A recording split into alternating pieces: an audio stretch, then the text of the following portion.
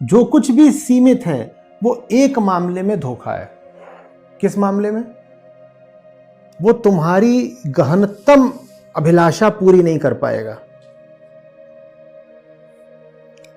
पर वो तुम्हारे सामने खड़ा इसी तरह से हो जाता है जैसे वो बड़ा महत्वपूर्ण हो, और महत्व उसका दो कौड़ी का नहीं।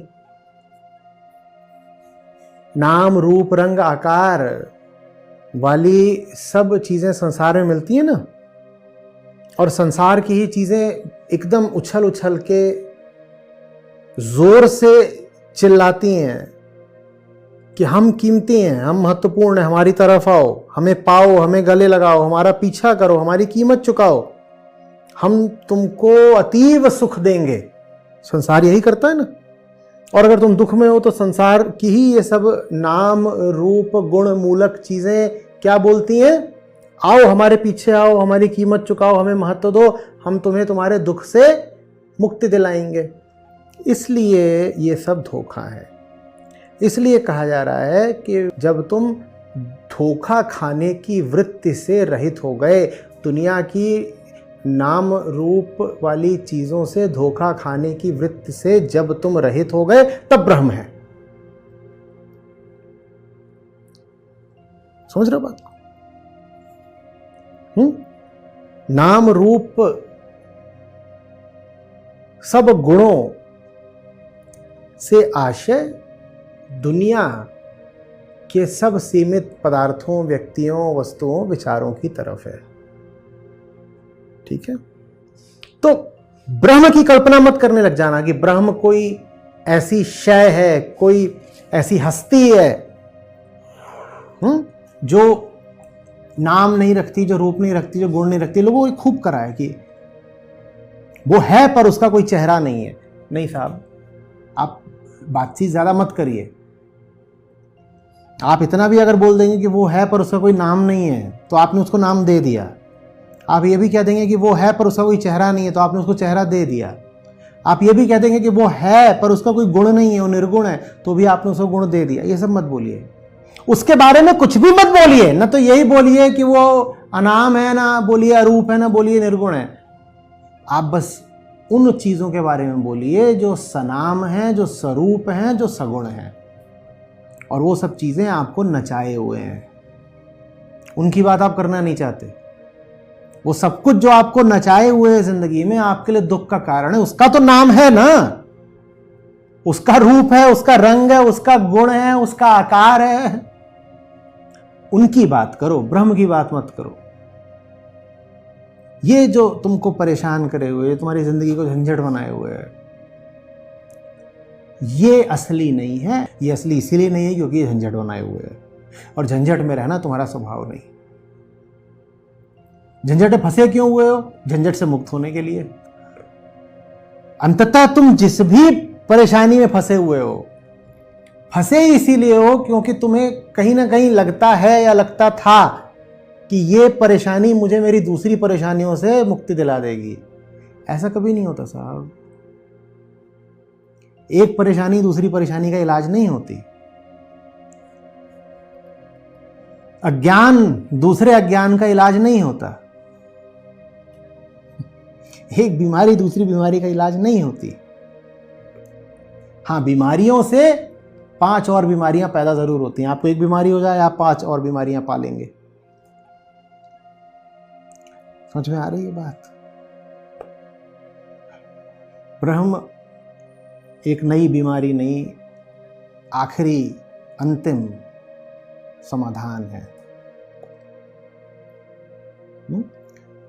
और वो समाधान इस तरीके से है कि वो तुम्हें मुक्ति दिला देता है उन सब चीजों से जो समाधान की शक्ल में समस्या होते हैं।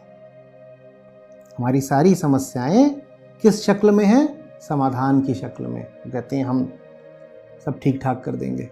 वो अगर समाधान की शक्ल में नहीं होती तो हमारी ज़िंदगी में ही नहीं होती। हमने उन्हें ज़िंदगी में प्रवेश ही इसलिए दिया है क्योंकि हमें लगता है इनसे कुछ मिलेगा, और उनसे मिलता तुम्हें सिर्फ झंझट है। जिसने ये बात समझ ली, ब्रह्मत्व हो गया। समझ में आ रही है बात?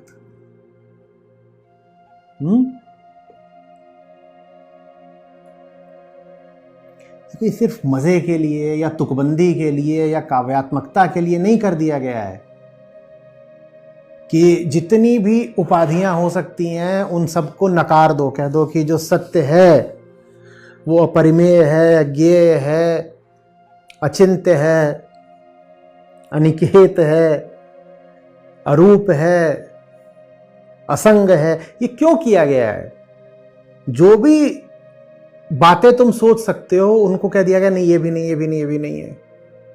निरवयव है, निष्कल है, निर्गुण है।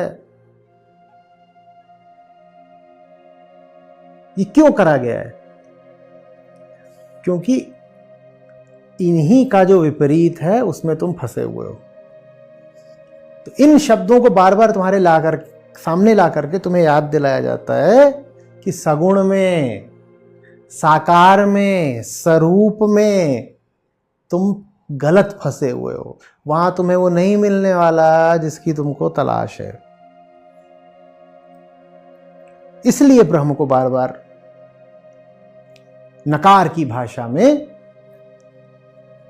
संबोधित करते हैं।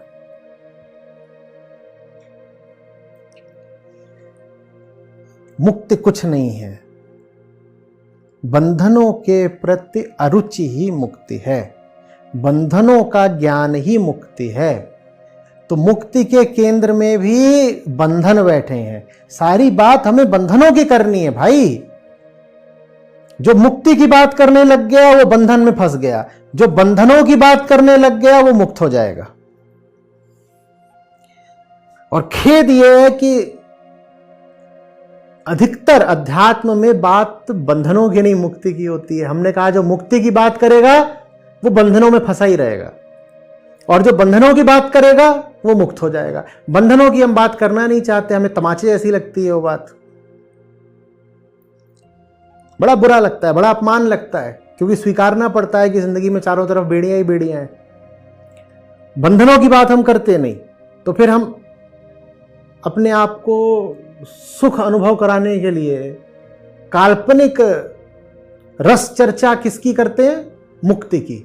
और जो मुक्ति की बात करेगा, हम कह रहे हैं उसके बंधन यथावत रह जाएंगे, बल्कि और सुदृढ़ हो जाएंगे। मत पूछो बार बार ब्रह्म क्या है, आत्मा क्या है, मुक्ति क्या है।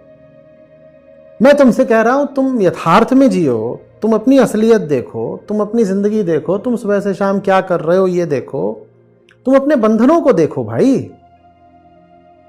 बंधनों को देखना पर्याप्त है। जो बंधनों को देख लेगा, बंधनों की प्रक्रिया का जिसको ज्ञान हो जाएगा, बंधनों में जोर कहां से आता है, जो इस बात को समझ लेगा वो मुक्त हो जाएगा।